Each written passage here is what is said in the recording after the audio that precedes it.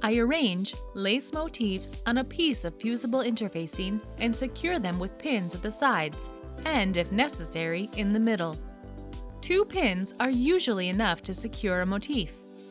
I will use Tex 45 polyester linen thread. I look at the motifs and look for a good way to embroider them.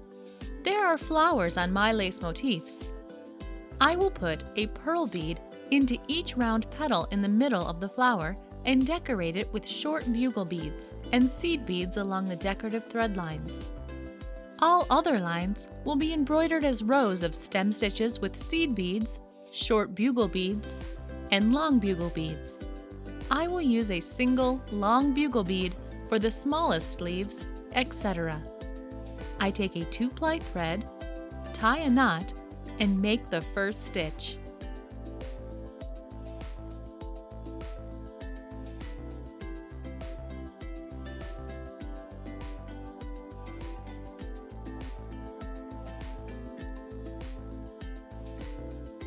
I sew a large pearl bead in the middle of the petal. I have large and smaller pearl beads at hand.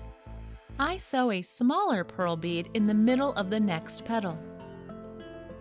I will alternate between large and smaller beads for some diversity.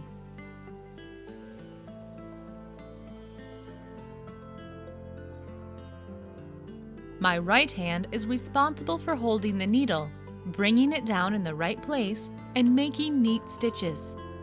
I hold the embroidery hoop in my left hand and secure the thread with it whenever needed. I hold the thread in my left hand if I notice that it's likely to get caught on a pin or on the motif itself when I'm drawing up. It's the fastest way. If you are left-handed, you will naturally do it the other way round. I alternate between larger and smaller pearl beads.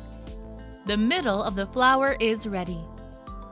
Using the same thread, I start embroidering the first petal with seed beads. I dip the needle into the container and pick up the required amount of seed beads. 4 to 6 is enough. I fill the petals of the flower one after another.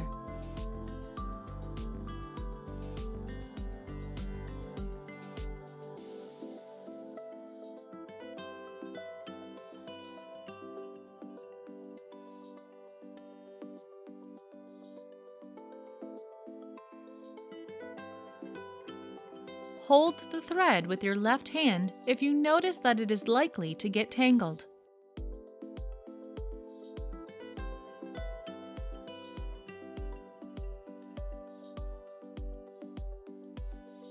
I lay the stitches along the decorative thread lines on the petals. If the outer edge of the motif starts breaking up, which can happen when you accidentally damage it when cutting out the motif, or when the applique was originally made of 2 parts. Then you should use some fabric glue to put it back together. I finish filling in the first petal, leave a small gap, pass on to the next one, and continue embroidering with satin stitches.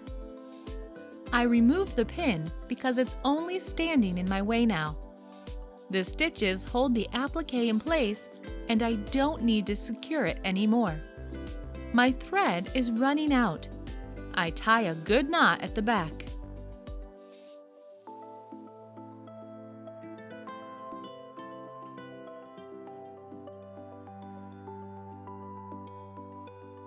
And I insert the needle in the lace by about 1 centimeter.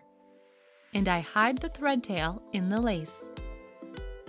Note, I hide it in the lace and not in the fusible interfacing because the latter is going to dissolve. In this case, nothing will ever happen to the knot and the embroidery won't come undone. It will be neat and you won't be able to see any thread tails. I continue embroidering the flower following the same technique. Let's go ahead. Now I will show you how to embroider a leaf of a rather complicated shape. There are several ways you can do it, and I will use them all in turns. I pick up a long bugle bead. Long bugle beads are probably the only kind of beads you cannot pick up very fast. I make the first stitch in the direction of the thread and then continue embroidering by bringing the needle out next to the middle of the previous stitch with a shift so as to make a kind of stairs. I continue making long bugle bead stitches along the decorative threads with a stair-step shift against each other.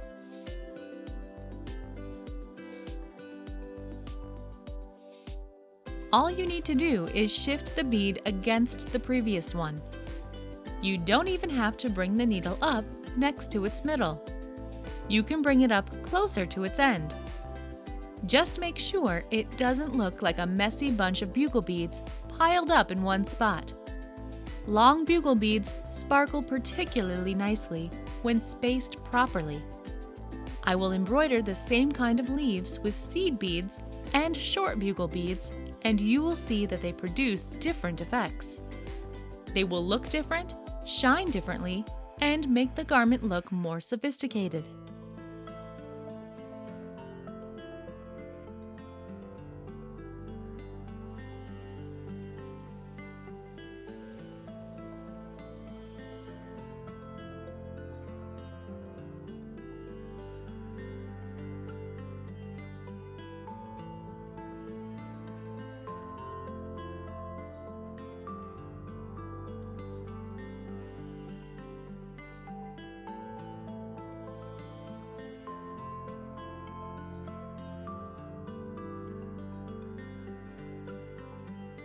I have finished decorating the leaf with long bugle beads.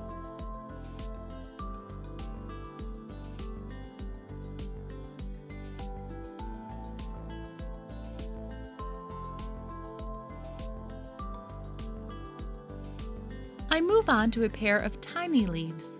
I will decorate them with long bugle beads as well. Please note, I bring the needle down and up right through the thread of the motif, because doing it through the interfacing is risky. I bring the needle down and back up right through the thread.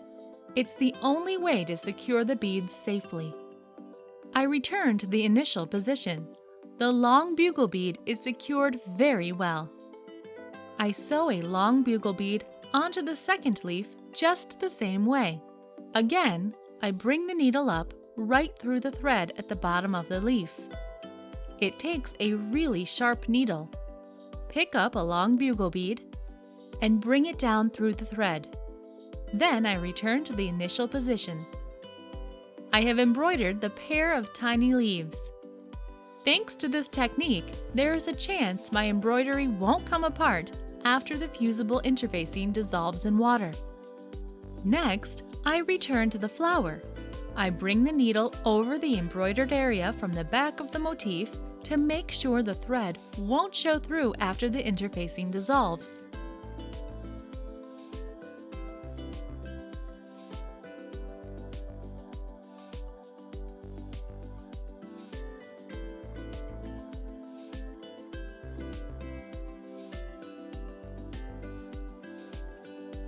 I have finished the flower, and now I will decorate the paisley detail. I bring the needle out at the corner, pick up the beads, and bring it down at about 2 millimeters from the edge to leave room for the next stitch.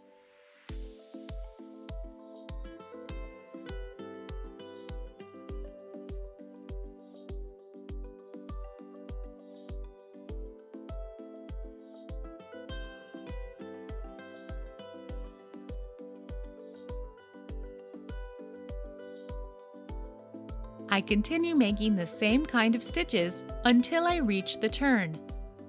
After reaching the turn, I continue stepping 2 millimeters from the edge for each next stitch. You can use fewer beads in each stitch if you need to make a difficult sharp turn. It will be easier this way.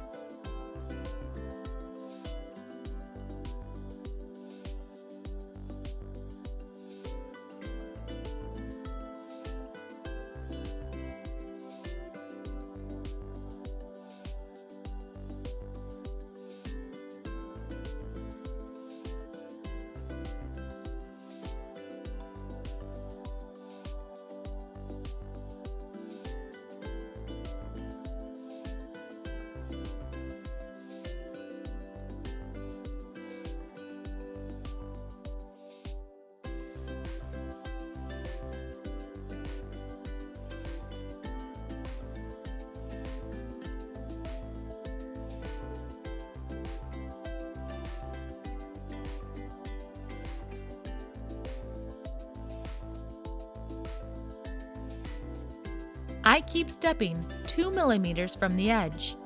You can fix the beads in place with your fingers if they shift around.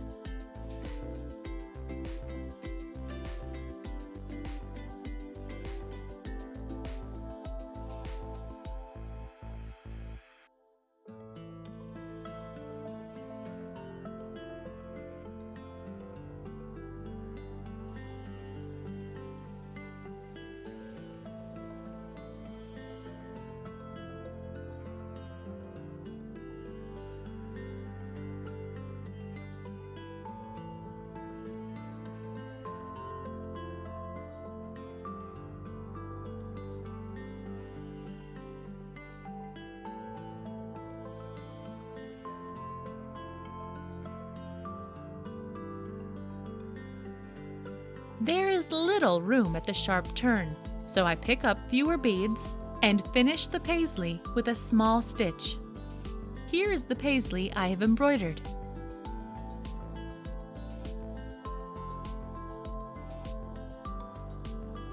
The next element is a leaf of a complicated shape.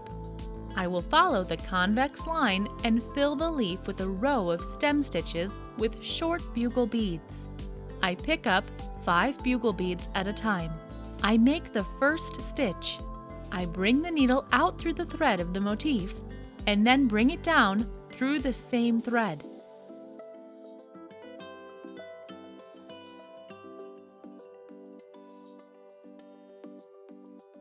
To make the second stitch, I bring the needle out next to the middle of the previous stitch, right below it.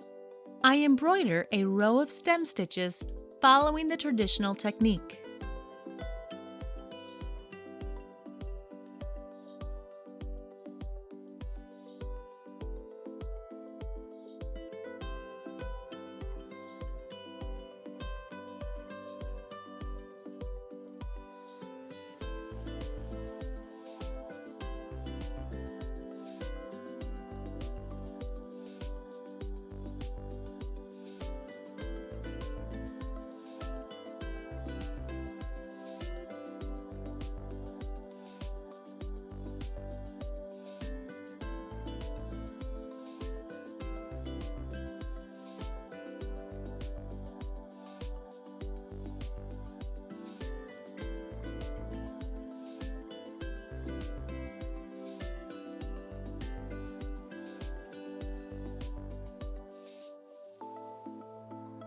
I move to the next element, which I want to decorate with long bugle beads.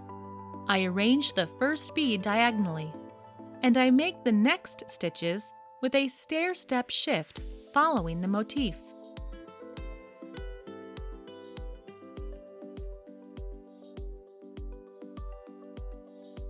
You can make larger or smaller intervals between the stitches, depending on the amount of beads at hand and on the budget of the project. Actually, there are never too many beads in this case, as long as they are well matched and there are no large pearl beads or uneven seed beads among them.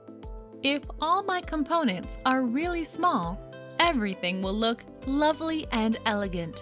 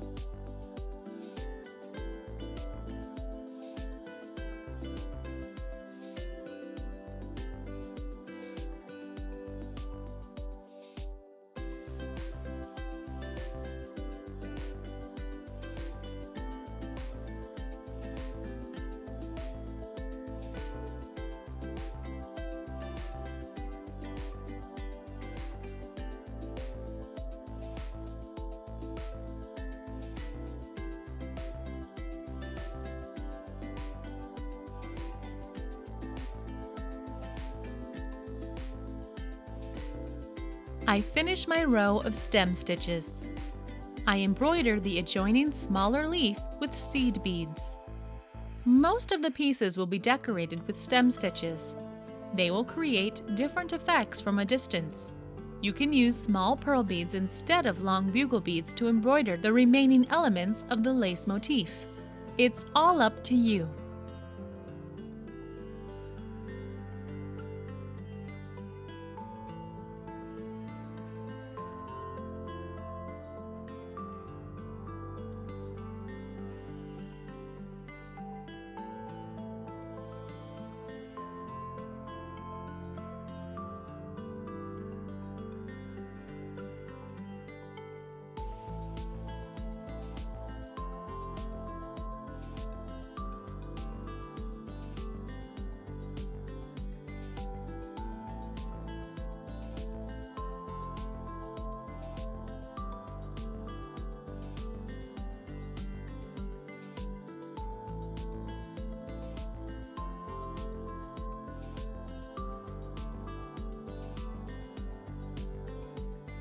I have approached the second flower. I will fill the petals with short bugle beads instead of seed beads like on the first flower. I will do it in the same way, moving from the center to the edge with 4 to 5 bugle beads in each stitch. I believe you know what to do if your thread runs out. The petals should be filled in very densely.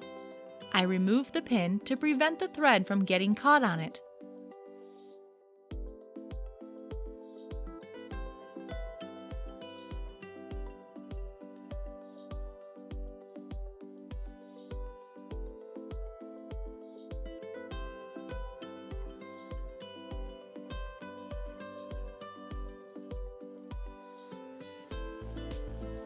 I want to make sure the thread won't get tangled. If it does happen, I will tie a knot, cut the thread, and secure the tail. You could even glue the tail down to make it safer. It's all the same algorithm as always. Nothing difficult. Here is the next element I am going to embroider.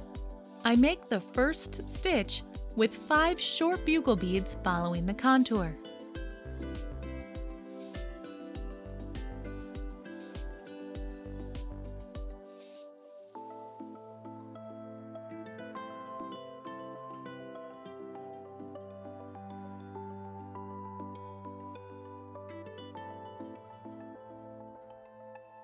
Next, I fill in the leaf. I pick up the beads by dipping the needle into the container, removing the excess, and following the outer contour of the motif. When finished, I tie a knot at the back, I leave a tail of about 1 centimeter, and tuck it in the lace.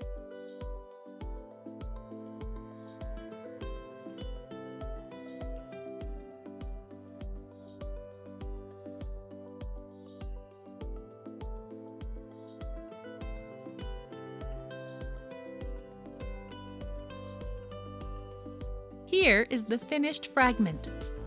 Now I will decorate the middle of the flower.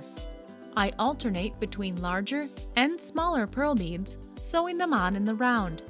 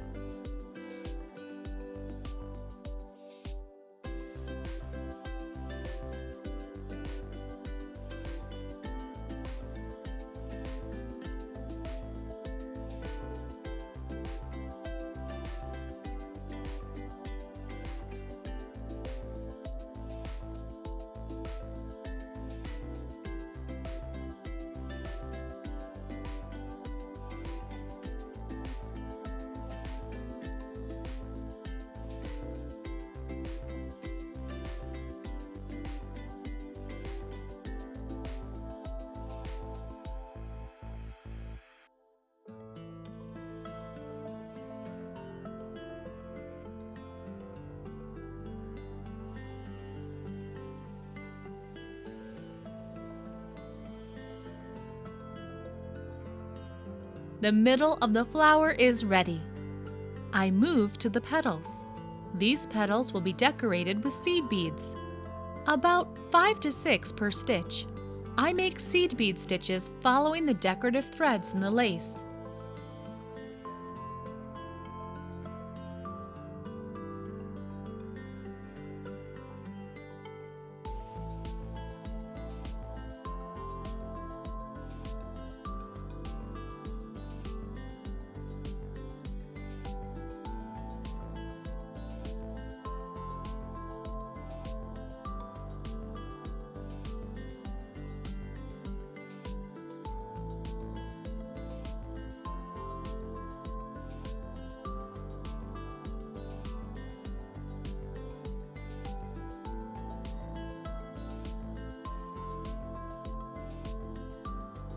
The first petal is finished.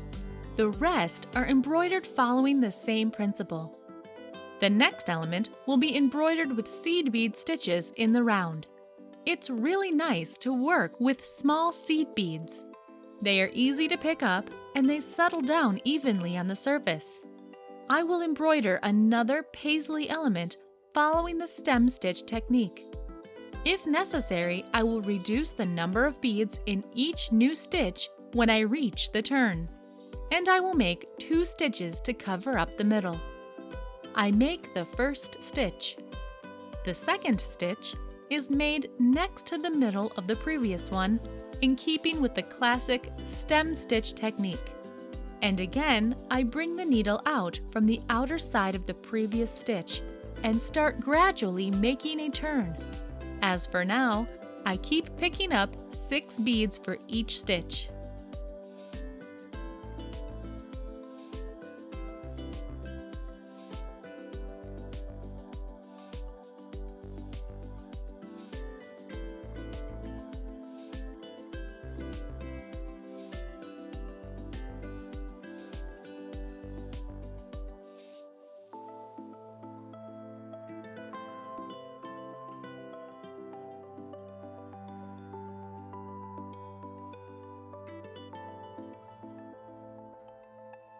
Here comes the beginning of the challenging area.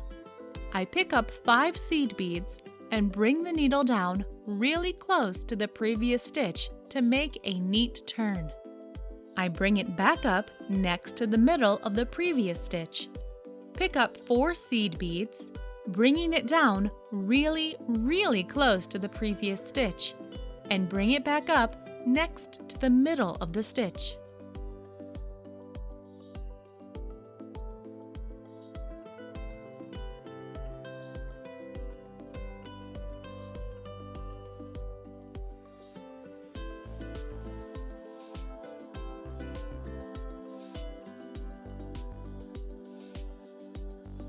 I finished the row. This element was embroidered in the round.